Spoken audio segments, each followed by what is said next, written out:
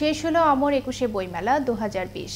পাঠক, লেখক ও প্রকাশকের মেলবন্ধনের এই স্পন্দন মিলবে আবার 11 মাস পর। বাংলা একাডেমি ও সোহরাওয়ার্দী উদ্যান প্রাঙ্গণে নিরাপত্তায় প্রাধান্য দিয়ে সাজানো বড় পরিসরের মেলায় এবার আয়োজন করা হয়। বিস্তারিত সহকর্মী জয়নাল আবেদিনের প্রতিবেদনে ক্যামেরায় ছিলেন আকবর হোসেন।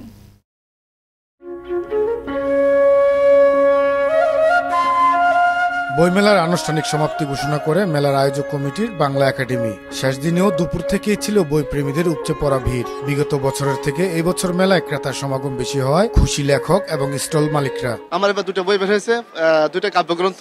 তো এইবারের মেলায় আমি ভালোই সাড়া পেয়েছি।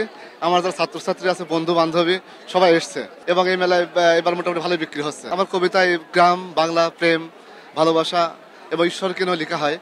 তো আমার কবিতায় প্রত্যেকটা কবিতা একটা মেসেজ থাকে। মেসেজটা হচ্ছে এই যে মানুষকে নৈতিক হতে হবে আমাদের এবং চেতনা জাগ্রত করতে হবে। তবে পছন্দের মধ্যে বইটি কিনতে পারায় আনন্দ প্রকাশ করেন আগত বই প্রেমীরা। পরিবেশ তো ভালোই, প্রত্যেকবারের মতোই, সিকিউরিটি খুবই ভালো। এছাড়া নতুন নতুন অনেক লেখক আসছে, ওনাদের বই দেখলাম, ভালোই লাগলো। আমার এই বন্ধু মেলায় এসে খুব ভালো লাগছে। আমি সিসিমপুরের গল্প সহ অন্য আরো গল্প পড়তে ভালোবাসি। আমি বই পড়তে খুব ভালোবাসি।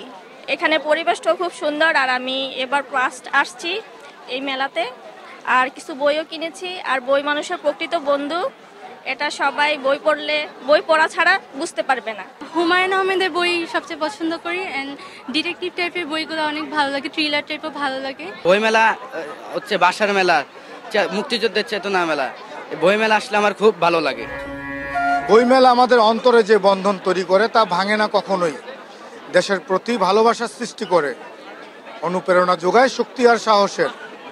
তাই বাঙালির এই ভালোবাসায় একসুরে বলি, ভালোবাসি বাংলাদেশ, ভালো থাকুক বাংলাদেশ। ঢাকা বইমেলা থেকে জয়নাল আবেদিন, আনন্দ টিভি, ঢাকা।